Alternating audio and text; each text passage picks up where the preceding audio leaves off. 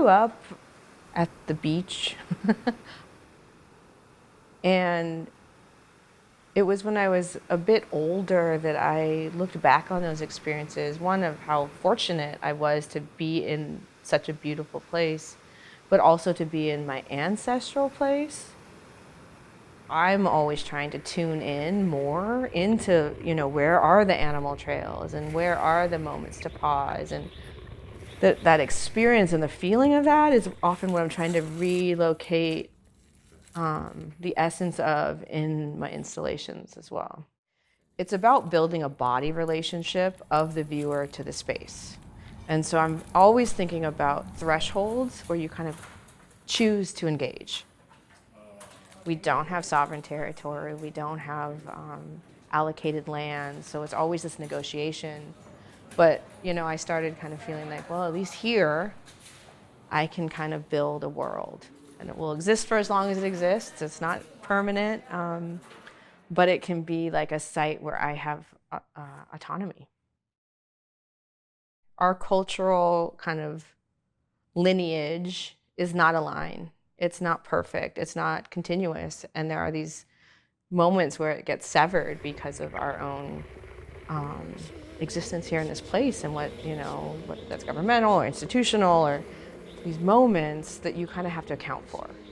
This work in particular, I was working in the photographic archive here at the Huntington, and there was this moment I was looking through a box of lantern slides, and there was this little lantern slide of one of the steatite quarries out on Santa Catalina Island, or Pimuna, which is where I've been doing research out on the Channel Islands. And I kind of had this really excited moment because you just don't know what you're going to encounter. And I'd been doing photographs, so one of the photographs in the exhibition is of a quarry.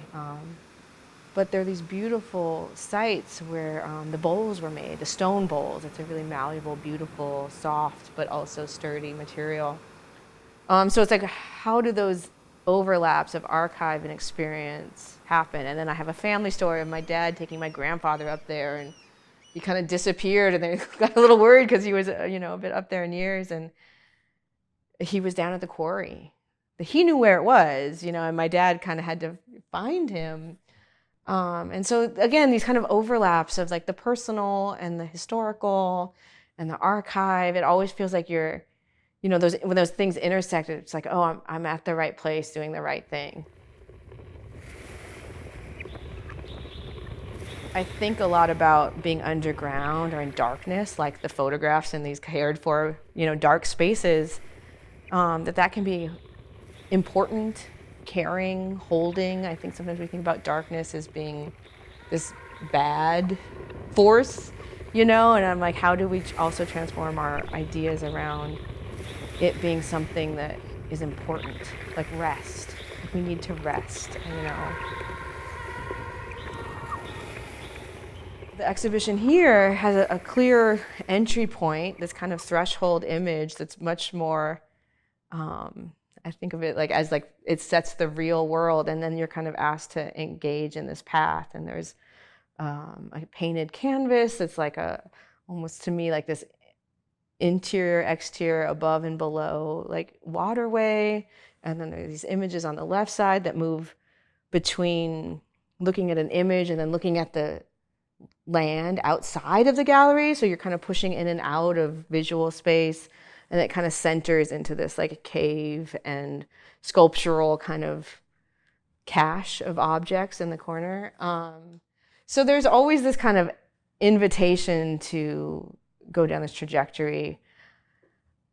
I was thinking a lot about ideas of transformation, because how do you respond in a moment where either things feel very bleak or feel very overwhelming?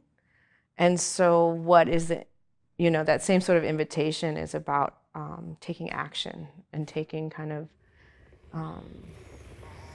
an active role in world building, and how we have that capacity if we decide to engage.